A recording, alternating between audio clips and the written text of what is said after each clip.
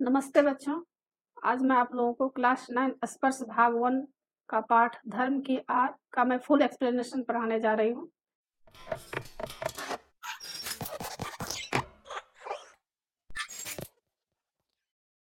इससे पहले भी मैं क्लास 9 क्लास 10 का लगभग मैं सारा वीडियो बना चुकी हूँ।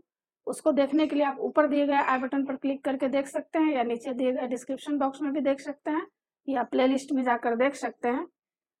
और अभी मैं आप लोगों को धर्म की आर पाठ का फुल एक्सप्लेनेशन समझाने जा रही हूँ। इनके लेखक गणेश शंकर विद्यार्थी जी हैं।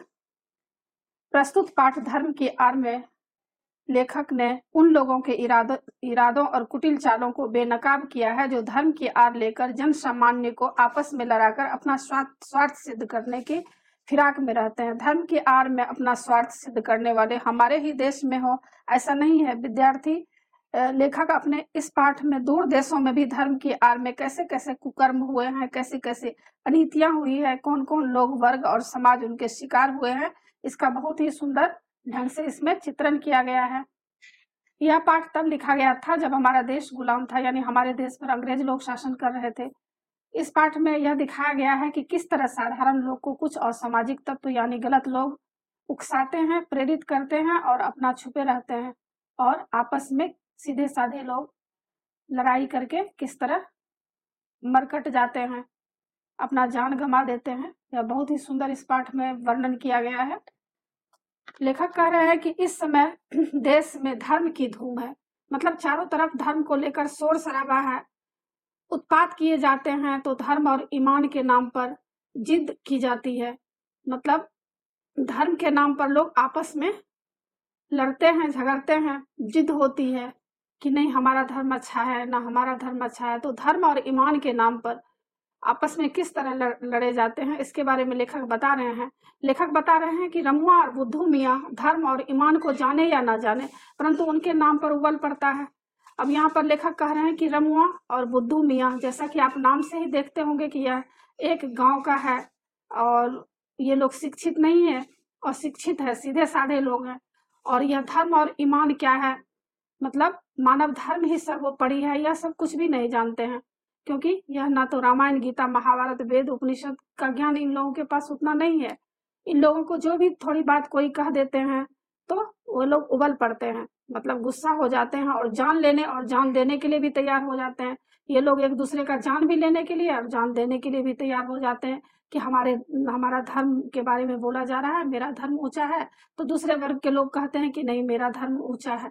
मतलब ये लोग आपस में ही धर्म के नाम पर लड़ते झगड़ते रहते हैं और सच्चाई को नहीं जान पाते हैं, क्योंकि ईश्वर एक होते हैं, इसके बारे में इन लोगों को कुछ जानकारी नहीं है। देश के सभी शहरों का यही हाल है। लेखक कह रहे हैं कि यहाँ देश के सभी शहरों का यही हाल है। उबल पड़ने वाले साधारण आदमी का इसमें केवल इतना ही दोष है कि वह कुछ भी नहीं समझता बूझता है। मतलब गुस्सा होने वाले, उबल पड़ने वाले का मतलब है गुस्सा होने वाले साधारण लोग, जो साधारण सिंपल लोग हैं, उन केवल इतना ही दोष है कि वह कुछ भी समझता नहीं है और वह सीधे साधे इतने हैं कि उन लोगों को धर्म की असलियत क्या है, धर्म का असली तत्व क्या है, इस चीज को वे लोग नहीं समझते हैं और दूसरे लोग उसे जो जिधर उकसा देते हैं उधर जुट जाते हैं, मतलब उसी रास्ते पर चलने लगते हैं। यथार्थ दोष है कुछ चलते पुर्जे पुर्जे पढ़े लिखे लोगों का। इसमें क्या होता है, कुछ जो धूर्त लोग हैं, चालाक लोग हैं, उन लोगों का इसमें चाल है, जो मूर्ख लोगों की शक्तियों और उत्साह का दुरुपयोग इसलिए कर रहे हैं कि इस प्रकार जाहिलों के बल के आधार पर उसका नेतृत्व और बड़प्पन कायम रहे, और वे लोग चाहते हैं कि हमारा कुर्सी कायम रहे, हम ऊंचे दर्जे के बने रहें। इसके लिए वे लोग क्या करते हैं, जो मूर्ख लोग हैं, सीधे साधे लोग हैं, उनकी शक्तियों का दुरुपयोग करते हैं और क्या करते हैं, इस प्रकार जाहिलों के बल पर उनका नेतृत्व करते हैं। जाहिलों मतलब जो सीधे साधे मूर्ख लोग हैं, उनके बल पर वे लोग क्या करते हैं, उनका नेतृत्व और बड़प्पन कायम रहे, इसके लिए ये लोग हमेशा उकसाते रहते हैं, एक दूसरे को लड़ाते रहते हैं। इसके लिए धर्म और ईमान की बुराइयों से काम लेना उन्हें सबसे सुगम मालूम पड़ता है और उन लोगों को धर्म और ईमान की बुराइयों से काम लेना उन्हें सबसे आसान मालूम पड़ता है कि इन लोगों को धर्म और ईमान के बारे में बता दो तो आपस में ये लोग लड़ते झगड़ते रहेंगे और इससे क्या होगा, उनकी कुर्सी भी बनी रहेगी और वे आगे जो बड़े पोस्ट पे हैं उस पोस्ट पे बने रहेंगे और सीधे साधे लोग इसमें पिसे जाएंगे।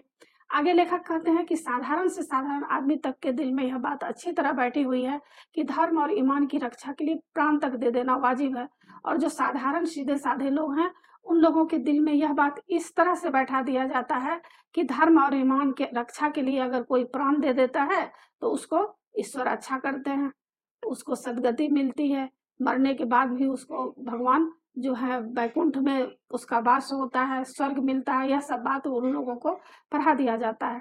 बेचारा साधारण आदमी धर्म के तत्वों को नहीं जानते हैं, लकीर पीटते रहना ही वो अपना धर्म समझते हैं, और किसी बात पर अड़े रहते हैं वे लोग, और उसी बात को वे लोग सोचते हैं कि नहीं इसी धर्म मेरा यही कहता है, और उसी बात पर टिके रहते हैं।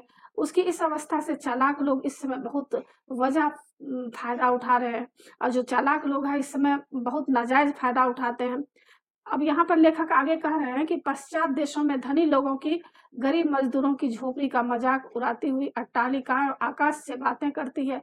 और लेखक यहाँ कह रहे हैं कि पाश्चात्य देश में क्या होता है, पाश्चात्य देश मतलब विदेश में धनी लोग क्या करते हैं, यहाँ पर तो धर्म के नाम पर अपने देश में भारत में लोग एक दूसरे को लड़ाते भिड़ाते हैं, लेकिन जो दूसरा देश है विदेश है उसमें धनी लोग क्या करते हैं, गरीब लोगों की झोपड़ी का मजाक उड़ाते हैं, मतलब उसका शोषण करते हैं, उसके ऊपर अत्याचार जुल्म करते हैं और बड़ी बड़ी अट्टालिकाएं खड़ा कर लेते हैं। गरीब लोगों को से काफी काम लिया जाता है, अपने महल को तैयार करने के लिए उनसे बहुत सारा काम लिया जाता है, और गरीब की कमाई ही से वे मोटे पड़ते हैं, और जो गरीब लोग हैं वे बड़े बड़े फैक्ट्री में गरीब लोग ही काम करते हैं, और वे क्या होते हैं धीरे धीरे धनी लोग मोटे होते जाते हैं, मतलब काफी धनी हो जाते हैं, और उसी के बल से वे सदा इस बात का प्रयत्न करते हैं कि गरीब सदा चूसे जाते रहे। और उन लोगों के मन में ऐसा होता है, जो धनी वर्ग के लोग हैं वे लोग चाहते हैं कि किसी तरह यह गरीब जो है सब दिन गरीब ही रहे और यह कभी धनी नहीं हो। इसके पास अगर ज्यादा पैसा हो जाएगा तो फिर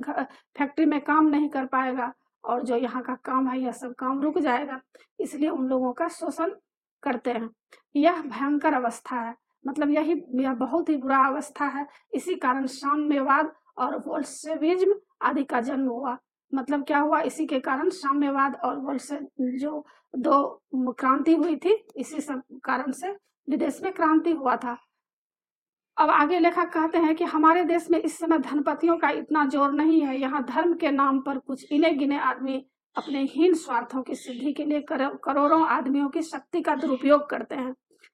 आप लोग जानते भी होंगे कि हमारे देश में भी धर्म के नाम पर ऐसे ऐसे लोगों को हमारी सरकार पकड़ी है जो धर्म के नाम पर जुल्म और अत्याचार करते हुए देखे गए हैं, और जिसे जेल के कारागार में डाल दिया गया है। कुछ ही समय पहले आप लोग देखे होंगे कि धर्म के ठेकेदार जो थे वो लोग सोचते थे कि हम भगवान है, ईश्वर है, लोग उनकी पूजा किया करते थे, और वे लोग ऐसे कुकर्मी थे, ऐसे गलत रास्ते पर चलते थे जिसका भंडाफोड़ हो गया। और आज जानते ही हैं कि वे लोग किस तरह से जेल के सलाखों में आज अपनी जिंदगी का आखिरी दिन गिन रहे हैं।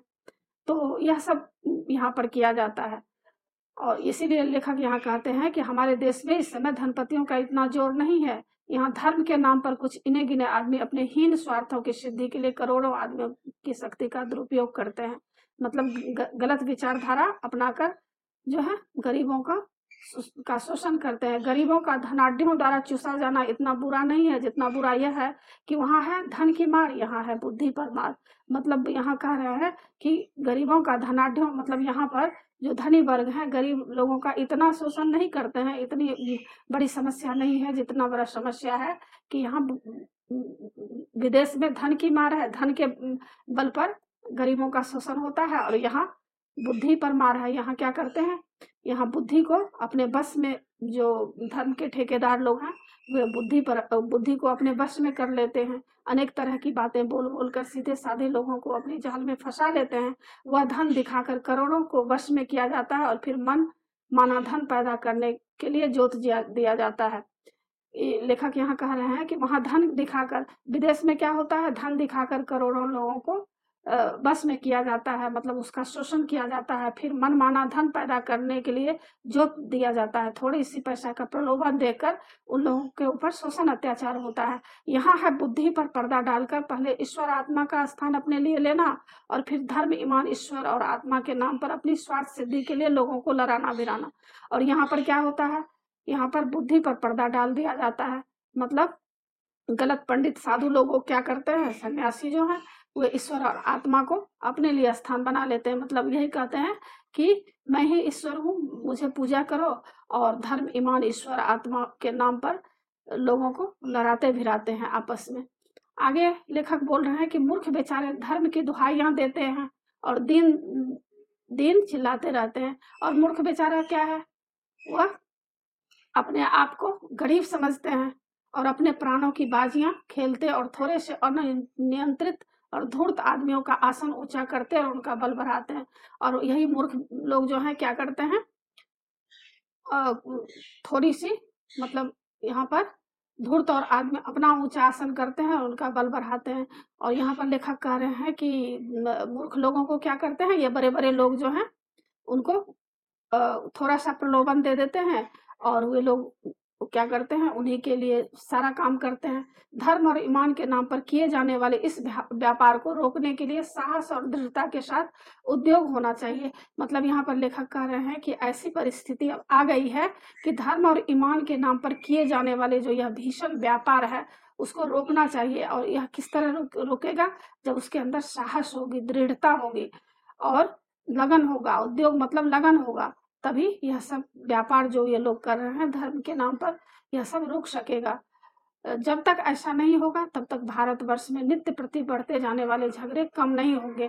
और लेखक कह रहे हैं कि जब तक ऐसा नहीं होगा तब तक भारतवर्ष में जो नित्य बढ़ते जाने वाले जो झगड़े हैं, लड़ाई, दंगे, फसाद होते रहते हैं धर्म के नाम पर, अनेक तरह का उपद्रव होता है, एक दूसरे को लोग मार काट देते हैं। तो यह सब अगर आदमी के अंदर हिम्मत नहीं होगा, लगन नहीं होगा और साहस से अगर मुकाबला नहीं करेंगे, अपने अंदर जो एक संयम होता है उसको नहीं रखेंगे, और तब तक आगे नहीं बढ़ सकते हैं। तो यह पार्ट 1 है।